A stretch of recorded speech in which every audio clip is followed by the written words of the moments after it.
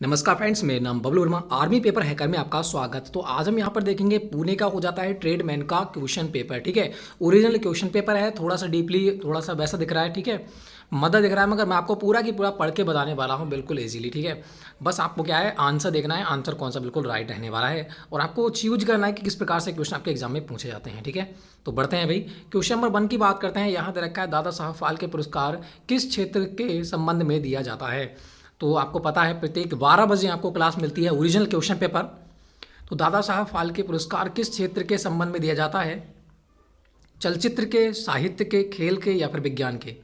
तो यहाँ पर बिल्कुल राइट हो जाएगा, चलचित्र या फिर फिल्म के क्षेत्र में दिया जाता है। ठीक है, आगे बढ़ते हैं। नेक्स्ट क्वेश्चन, क्वेश्चन नंबर 2 देकर है, उत्तराखंड की राजधानी है। उत्तराखंड की राजधानी क्या हो जाएगी? देहरादून, शिमला, रायपुर या फिर गांधीनगर? तो उत्तराखंड की राजधानी हो जाएगी आपकी देहरादून। आगे बढ़ते हैं। नेक्स्ट क्वेश्चन, क्वेश्चन नंबर 3 की बात करते हैं। क्वेश्चन नंबर 3 कह रहा है तुम्हारा, ये कह रहा है भारत का सबसे छोटा राज्य कौन सा है? भारत का सबसे छोटा राज्य कौन सा हो जाता है, ये आपको बताना है। सिक्किम, राजस्थान, गोवा या फिर हिमाचल प्रदेश? तो जिन लोगों का आंसर आ चुका है गोवा, ऑप्शन नंबर सी बिल्कुल राइट आंसर। आगे बढ़ते हैं। क्वेश्चन नंबर 4 यह कह रहा है, पानीपत की पहली लड़ाई में बाबर ने किसको हराया था? आपको पता है, गागर क्या लेके आएंगे, पहले लाद के लेके आएंगे, तो क्या हो जाएगा? लोधी। कौन हो जाएगा? इब्राहिम लोधी। तो जिन लोग का आंसर आ चुका है इब्राहिम लोधी, 1526 बिल्कुल राइट आंसर हो जाएगा। ठीक है, आगे देखते हैं। नेक्स्ट क्वेश्चन देखा है, क्वेश्चन नंबर 5, जलियांवाला बाग का हत्याकांड कब और कहाँ हुआ था? 1919 अमृतसर, 1919 कोलकाता, 1945 दिल्ली, 1857 चंडीगढ़? कौन सा राइट होगा? बिल्कुल 13 अप्रैल 1919 अमृतसर बिल्कुल राइट आंसर रहने वाला है। ठीक है, आगे बढ़ते हैं। नेक्स्ट क्वेश्चन, क्वेश्चन नंबर 6 को देखना है। क्वेश्चन नंबर 6 क्या कह रहा है? क्वेश्चन नंबर 6 कह रहा है, निम्नलिखित महाद्वीपों में से विशालतम महाद्वीप कौन सा है? सबसे विशालतम महाद्वीप कौन सा है, ये आपको बताना है। अफ्रीका, यूरोप, एशिया या फिर उत्तरी अमेरिका? तो जिन लोगों का आंसर आ चुका है एशिया, बिल्कुल राइट आंसर हो जाएगा। इस सारे के सारे क्वेश्चन पढ़ाए हुए आपके हो जाते हैं हिस्ट्री में। ठीक है, याद रखा है, भूकंप से उत्पन्न जो होती हैं लहरों को क्या कहते हैं? भूकंप से उत्पन्न जो लहरें होती हैं उन्हें क्या कहते हैं? रिएक्टर लहर, या फिर प्रगासी लहर, या फिर भूकंपीय लहर, या फिर चुंबकीय लहर? तो जिन लोगों का आंसर आ चुका है रिएक्टर लहर, ऑप्शन नंबर ए बिल्कुल राइट आंसर हो जाएगा। आगे देखते हैं। क्वेश्चन नंबर 8 यह देखा है, गुवाहाटी किस नदी के किनारे स्थित है? थोड़ा सा रुकिएगा। हाँ तो फ्रेंड्स, थोड़ी सी कॉल आ गई थी। ठीक है, तो बढ़ते हैं। यहाँ पर ये क्या है तुम्हारा, नेक्स्ट क्वेश्चन कह रहा है, क्वेश्चन नंबर 7 यहाँ पर कह रहा है, क्वेश्चन नंबर 7 हमने देख लिया। ठीक है, क्वेश्चन नंबर 8 की बात करते हैं। याद रखें, गुवाहाटी किस नदी के किनारे स्थित है? गुवाहाटी जो हो जाती है वो किस नदी के किनारे स्थित है, आपको बताना है। गंगा, यमुना, नर्मदा या फिर हो जाता है ब्रह्मपुत्र? तो जिन लोगों का आंसर आ चुका है यहाँ पर ब्रह्मपुत्र, बिल्कुल ऑप्शन नंबर डी यहाँ पर राइट रहने वाला है। आगे बढ़ते हैं, जो आपके कोलकाता साइड में हो जाती है। नेक्स्ट क्वेश्चन की बात करते हैं। याद रखा है, क्वेश्चन नंबर 9 कह रहा है, सिली पॉइंट शब्द खेल से है, किस खेल से संबंधित है, ये आपको बताना है। हॉकी, क्रिकेट, टेनिस या फिर फुटबॉल? बिल्कुल, तो जिन लोगों का आंसर आ चुका है क्रिकेट, सिल्ली जो हो जाती है वो क्रिकेट से संबंधित है। ठीक है, आगे बढ़ते हैं। सिल्ली, ठीक है। नेक्स्ट क्वेश्चन, बौद्ध जो साहित्य है, शास्त्रीय है, बौद्ध शास्त्रीय कृति सामान्यतः किस भाषा में लिखी गई थी? तो आपको पता है, जो बौद्ध हो जाते हैं वो हो जाते हैं पाली भाषा से, और जैन हो जाते हैं प्राकृतिक भाषा से। तो बौद्ध किससे हो जाएगा? ये पाली भाषा में लिखा हुआ होगा, ऑप्शन नंबर डी हो जाएगा, पाली। ठीक है, आगे बढ़ते हैं। नेक्स्ट क्वेश्चन की बात करते हैं। नेक्स्ट की बात करते हैं, थोड़ा सा धुंधला आपको दिखने वाला है ये। ठीक है, मगर मैं आपको पूरा की पूरा पढ़ के दिखाने वाला हूँ। याद रखा है, दुर्गापुर किस राज्य में स्थित है? उड़ीसा, झारखंड, पश्चिम बंगाल या फिर हो जाता है तुम्हारा बिहार? तो दुर्गापुर हो जाता है वो आपका पश्चिम बंगाल में स्थित है, ऑप्शन नंबर सी यहाँ पर बिल्कुल राइट होगा। आगे बढ़ते हैं। भारत की कौन सी नदी का दूसरा सबसे विशाल संग्रह क्षेत्र है, ये आपको बताना है। दूसरी सबसे बड़ी नदी आपसे पूछ रखी है, कौन सी हो जाती है? सबसे बड़ी आपकी हो जाती है भारत की गंगा, और दूसरी सबसे बड़ी हो जाती है जो आपके दक्षिण भारत की गंगा जिसे कहते हैं उसका नाम हो जाता है गोदावरी। जिन लोग का आंसर आ चुका है ऑप्शन नंबर सी, गोदावरी बिल्कुल राइट आंसर रहने वाला है। आगे बढ़ते हैं। यहाँ पर 13 देखा है, सिंधु घाटी सभ्यता की सबसे विशाल स्थान कौन सा है? सबसे विशाल स्थान पूछ रखा है सिंधु घाटी सभ्यता का, तो यहाँ पर कौन सा बिल्कुल राइट आंसर रहने वाला है?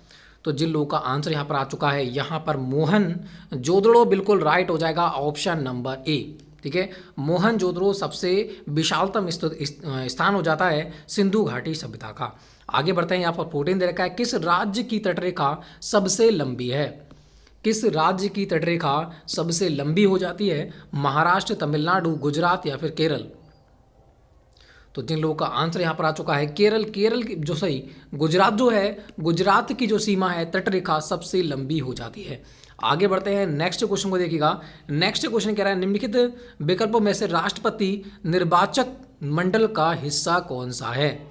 यहाँ पर को बताना है राष्ट्रपति का निर्वाचन किसके द्वारा किया जाता है? संसद और राज्य विधानमंडल के निर्वाचित सदस्यों द्वारा, या फिर राज्य विधानमंडल के सदस्यों द्वारा, या फिर कह सकते हैं एमएलए द्वारा, या फिर पीएम द्वारा, मतलब प्रधानमंत्री के द्वारा। तो किसके द्वारा किया जाता है? राष्ट्रपति का जो निर्वाचन हो जाता है वो आपके 54वें हो जाता है, ठीक है, 54 अनुच्छेद में हो जाता है, और संसद और राज्य विधानमंडल के निर्वाचित सदस्य ने चुनते हैं, ठीक है, राज्यसभा, लोकसभा और राज्य के विधानमंडल के निर्वाचित सदस्य। तो इस प्रकार से संसद और राज्य विधानमंडल के निर्वाचित सदस्यों द्वारा इसे चुना जाता है। तो जिन लोगों का आंसर ऑप्शन नंबर ए आ रहा है बिल्कुल राइट आंसर। अब सेक्शन नंबर बी यहाँ से स्टार्ट होता है। सेक्शन नंबर बी यहाँ पर क्या कह रहा है? आपको ओरिजिनल क्वेश्चन पेपर ही मैं आपको लाता हूँ। कह रहा है अगर कुत्ता भौंकने से संबंध है तो उसी प्रकार से शेर किससे संबंध हो जाता है? दहाड़ना, चीखना, हिनहिनाना या फिर मियाऊं करना। तो आपको पता है कुत्ता भौंकता है तो शेर क्या करता है? दहाड़ता है। तो जिन लोग का आंसर ऑप्शन नंबर ए आ रहा है बिल्कुल राइट। आगे देखते हैं, निम्नलिखित विकल्पों में से विषम संख्या को ज्ञात करो। विषम संख्या कौन सी हो जाती है? 8, 65, 2 या फिर 64। तो आपको पता है जो 2 से नहीं कटती वह विषम संख्या है, जो 65 है वो 2 से नहीं कटेगी, तो यही हमारा क्या हो जाएगी? विषम संख्या रहने वाली है। ऑप्शन नंबर बी यहाँ पर राइट होगा। आगे देखते हैं, आगे दे रखा है चिकित्सक परिचायकता से है तो अनुयायी किससे संबंधित हो जाएगा? ठीक है, आपको पता है इंग्लिश में पढ़ोगे तो बिल्कुल समझ में आएगा। डॉक्टर नर्स से हो जाएगा, तो बताया फॉलोअर किससे हो जाएगा? नेता से, यूनियन से या फिर नियोक्ता से या फिर मजदूर से। तो आपको पता है फॉलोअर किसके होते हैं भाई? नेताओं लोगों के होते हैं। तो जिन लोगों का आंसर आ चुका है ऑप्शन नंबर ए नेता बिल्कुल राइट रहने वाला है। नेक्स्ट क्वेश्चन की बात करते हैं। नेक्स्ट क्वेश्चन को देखना है, श्रृंखला को यहाँ पर करना है, सीरीज का क्वेश्चन है। यहाँ दे रखा है तुम्हारा AV, फिर दे रखा है तुम्हारा FG, फिर दे रखा है KL, आगे पूछ रखा है कौन सा होगा। यहाँ पर 1, 2, यहाँ पर 6, 7, यहाँ पर 11, 12। तो कितने का अंतर हो जाएगा? 4 का अंतर, फिर 4 का अंतर, तो 4 का अंतर होगा 16 पर P के बाद क्या हो जाएगा? P होता है 16 पर, 17 पे हो जाएगा तुम्हारा Q। तो यहाँ पर क्या आने वाला है? PQ आने वाला है, जो ऑप्शन नंबर कौन से में? ऑप्शन नंबर C में छुपा हुआ है। PQ बिल्कुल राइट रहने वाला है, ऑप्शन नंबर C। आगे बढ़ते हैं, नेक्स्ट क्वेश्चन कह रहा है यहाँ पर क्वेश्चन नंबर 20 कह रहा है यदि 8, 7, 6, 5, 4 को GREAT लिखा जाता है तो बताना है 7, 5, 4 को क्या लिखेंगे।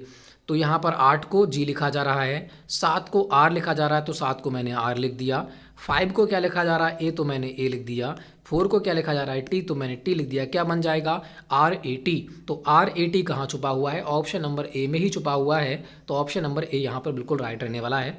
आगे देखते हैं, नेक्स्ट क्वेश्चन की बात करते हैं। नेक्स्ट जो हमारा हो जाता है सेक्शन C, यहाँ से स्टार्ट। यह कह रहा है चंद्र ग्रहण में क्या होता है? चंद्र ग्रहण में क्या होता है ये आपको बताना है। मंगल ग्रह चांद को घुमाता है, छुपाता है। मंगल ग्रह चांद को छुपाता है। याद रखा है पृथ्वी सूर्य की किरणों को चांद पर गिरने से रोकती है, या फिर सूर्य और चांद के बीच में सूर्य होता है, या फिर सूर्य चांद के पीछे होता है, पीछे छुपाता है, सूर्य चांद के पीछे छुपाता है। तो आपको पता है चंद्र ग्रहण जब होता है जब चांद छुप जाता है ना, जब हमारी आंखों से चांद नहीं दिखता तो कहते हैं भाई ये तो चंद्र ग्रहण पड़ गया। छिप किससे गया? तो आप कहोगे जो पृथ्वी आ गई बीच में, ठीक है, इसलिए यह छुप गया। मतलब सूरज कहते हैं कि सूरज की लाइट आ गई पृथ्वी के बीच में, ठीक है। तो इस प्रकार से कह सकते हैं। तो पृथ्वी सूर्य की किरणों को चांद पर गिरने से रोकती है। तो जिन लोगों का आंसर आ चुका है ऑप्शन नंबर बी बिल्कुल राइट आंसर हो जाएगा।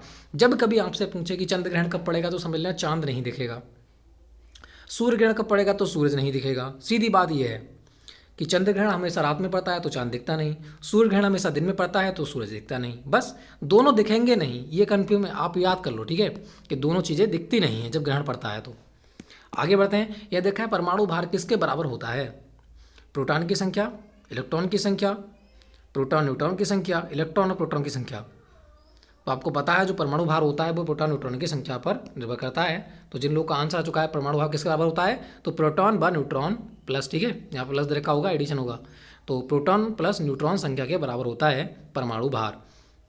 आगे देखते हैं नेक्स्ट क्वेश्चन को, देखिएगा ये देखा है 23 क्वेश्चन कह रहा है यहाँ पर प्रोटीन निम्न में से किस के अधिक मात्रा में पाया जाता है। कह रहा है प्रोटीन जो है इनमें से किस में अधिक मात्रा में पाया जाता है, अंडा, केला, नमक या फिर नींबू। तो आपको पता है प्रोटीन किस में होता है, सबसे ज़्यादा अंडा में, इनके अनुसार होता है, 4 ऑप्शन के अनुसार, ठीक है। आगे बढ़ते हैं नेक्स्ट क्वेश्चन की बात करते हैं। 24 हमारा कह रहा है दूध की प्रक्रिया द्वारा दही में परिवर्तित को कहा जाता है, क्या कहा जाता है, संघनन, ऊर्ध्वपातन, ये दे रखा है तुम्हारा बाष्पीकरण या फिर किण्वन। तो जिन लोगों का यहाँ पर आंसर आ चुका है किण्वन बिल्कुल राइट हो जाएगा। दूध को दही में परिवर्तन करने की जो क्रिया होती है उसे किण्वन कहा जाता है। 25 की बात करते हैं, याद रखा है मानव शरीर का कौन सा अंग इंसुलिन का स्त्राव करता है, अग्न्याशय, लीवर, पेट या फिर आंत। तो अग्न्याशय का स्थापित कौन करता है, इंसुलिन का स्थापित वो अग्न्याशय करता है। अग्न्याशय की बीटा कोशिकाएं जो होती हैं, लैंगरहैंस की बीटा कोशिकाएं, ये इंसुलिन का निर्माण करती हैं, ठीक है। आगे बढ़ते हैं 26 को देखो, यहाँ दे रखा है तुम्हारा उड़ने वाले गुब्बारे के अंदर कौन सी गैस भरी जाती है, hydrogen helium, nitrogen carbon dioxide, sulphur, oxygen और कार्बन डाइऑक्साइड, कौन सी भरी जाती है। तो आपको पता है सबसे हल्की गैसें कौन सी हैं, हाइड्रोजन और हीलियम हो जाती हैं। तो यही क्या होती हैं, गुब्बारे और जो हमारा हेलीकॉप्टर का जो टायर होता है उसमें भी हीलियम भरी जाती है, ठीक है।